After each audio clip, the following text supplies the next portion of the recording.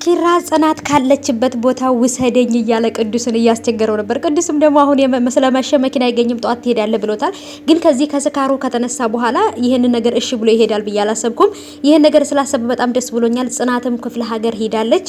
እሱ ተከትሎኝ ይመጣል ወይንም ምን ያለሁበት ቦታ ጋር ይመጣና ነገሮችን ያስታውሳል ብላ አስባለች። ኪራ እንግዲህ አብሯት አልሄደም። እንደምንም ብለው ግን አሳምነው እሷ ያለችበት ቦታ ጋር እንድትሄድ እያደረጉት ነው ማለት ነው።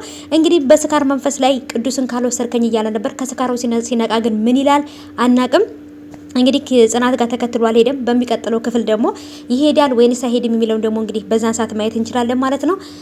የጽናትም አባት ልጃቸውን ስላገኙ ደስ ቢላቸውም ግን ደግሞ ከሱ ጋር ተለያይታ ነው እንደመጣችው እያሉ በጣም እየተጨነቁ ነበረ። ጨበርዬም እንግዲህ የወሬ ጉጉቷና የነገር የወሬ ሱሷ እንግዲህ እግሯን ሰብሯታል ማለት ነው። ከዚህ ከቦርጫም ልጅ ጋራ እሱን እመታለሁ ስትል ጠረጴዛውን ብለው እንግዲህ እግሯን ተሰብራለች። መቼም የወሬሱስና እሷ ጋራ በቃ ኦሬዲ እንግዲህ እግሯንም ሰብሯታል ማለት ነው። ወዶቼ እንግዲህ ነገሮች እየተወሳሰፉ ነው። ሰላም ሰላም፣ ውድ የተከበራችሁ የቻናሌ ተከታታዮች እንዴት ናችሁ? ከኔ ጋር ሁሉ ሰላም ነው። ሰላማችሁ ይብዛልኝ ባላችሁበት ውድ ቤተሰቦቼ። ለቻናሌ አዲስ ከሆናችሁ ሰብስክራይብ አድርጋችሁ ቤተሰቡን ነባሮች እንኳን በሰላም መጣችሁ ብያለሁ ውድ ቤተሰቦቼ። ተወዳጁ የጽናት ድራማ እንግዲህ በተለመደው ሰዓት ተለቋል። በጉጉት እየጠበቅን ነበር ሁላችንም ማለት ነው ውዶቼ። እንግዲህ በተለይ ኪራ ያለበት ሁኔታ አሁን ላይ ከባድ ነገር ቢሆንም እንደውም እሺ ብሎ አምኖ ምናምን አብሯት የሚሄድ ነበር የመሰለኝ እንጂ እንደገና በኋላ እሷን ተከትሎ የሚሄድ አልመሰለኝም። አሁንም እንግዲህ ኪራ አልሄደም። በተለይ ጨበርዬ ስለ ጽናት ስታወራ ሳቋ፣ ፈገግታዋ ምናምን ምግቧ ራሱ እኮ ይወጥማር ምናምን እያለ ስትል በቃ እሱ ራሱ ሀሳብ ውስጥ ነበር የገባው። ትክክል ነሽ እያለና በአሁን በረሳው ፓርት ላይ ወይም በረሳበት ሰዓት ራሱ በቃ እንደ አዲስ ሊያፈቅራት ነው ብዬ አስባለሁ።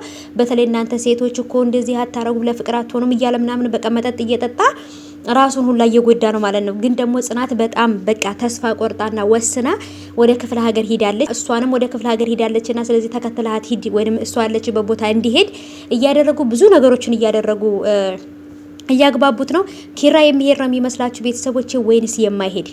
እኔ ማለት በቀጣይ ፓርት በተለይ መጠጣቶ በነበረበት ሰዓት ላይ ጽናት የሌለችበት ቤት አልሄድም፣ ጽናት ጋር ውሰደኝ ምናምን እያለ በቃ ቅዱስ ራሱ የሚገርማችሁ ነገር ምን ብሎ ነበር ደንግጦ የቀረው ለምሳሌ በዚህ ሰዓት አስቡ። ኪራ በቃ ስለ ጽናት ማሰብ ሲጀምር ማለት ነው። እና ምን ነው ባስታወሰ በቃ በሁለቱም ፓርት ባረሳውም ፓርት ላይ በቃ እሷም ቢያፈቅራት ብያሰብኩ ማለት ነው። በቃ ፍቅር አያረጅም፣ ፍቅር ቢደጋገምም ራሱ አይሰለችም፣ አይመርም የሚባለው ሀሰት የለውም።